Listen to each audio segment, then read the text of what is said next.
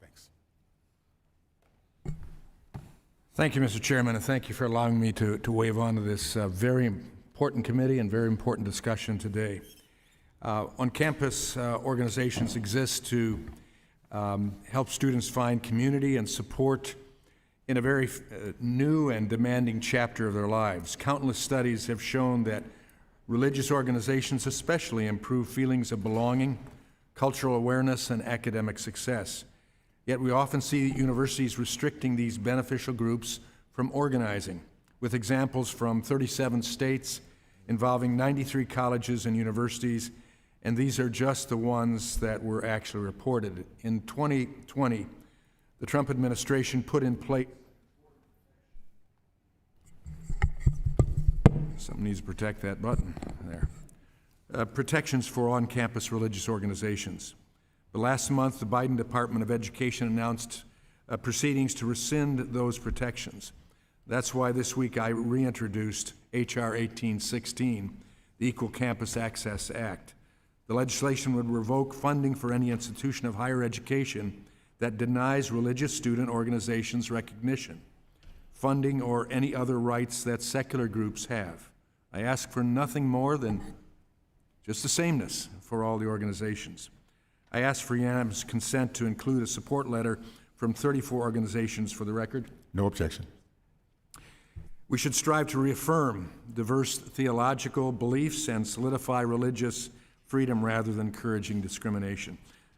Mr. Joner, across the country, we've seen student groups on campus, particularly religious and conservative groups, face challenges with recognition and hosting events. How can we make sure all student groups are treated equally when expressing their views? Mr. Walberg, thank you so much for the question. I'm also the president of an evangelical Christian group on campus, and so I appreciate your concerns there. Again, what I've said earlier is that, I mean, we need these individuals who are committed to this principle of free speech, but we have to have these university administrators who are hired by the university to uphold these principles. What we've seen is that those who are being hired, like Dean Tyrion Steinbach at Stanford, we're never really committed to those principles. And if those are the people that the university is hiring, then it's a very concerning trend. And putting Dean Steinbach on leave is a good start. But are there other administrators who are not committed to the principle of free speech? Are there other administrators that they're going to hire in the future who are not committed to this principle of free speech? And so we need these universities to ensure that those who are enforcing this are going to uphold free speech neutrally for all students. And what we've seen is that's currently not the case. And a negative thumb is not on the scale for anyone in any organization.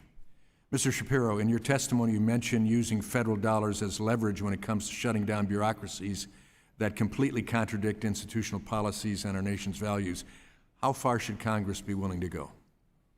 I'm not an expert on contracting law and appropriations law, so I can't get into the nitty-gritty, but I think requiring adherence to the Constitution and federal law is important, and you mentioned the importance of treating religious student organizations the same as secular ones.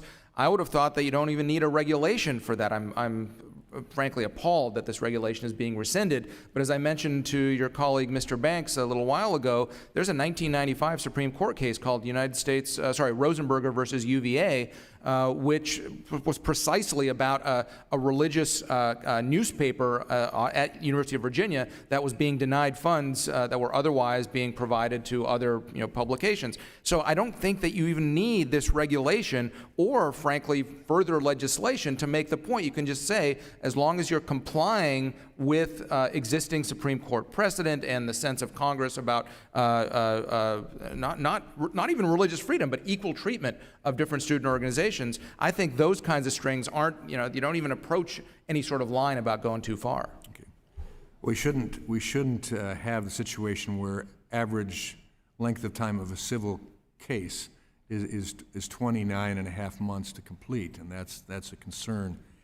Ms. Trump, how could leaving free speech violations up to the decisions of the courts dissuade students from coming forward with complaints, and how do we address this issue? Well, as I mentioned earlier, a lot of students are actually very afraid to speak up and complain about the policies on campus because they do fear retaliation.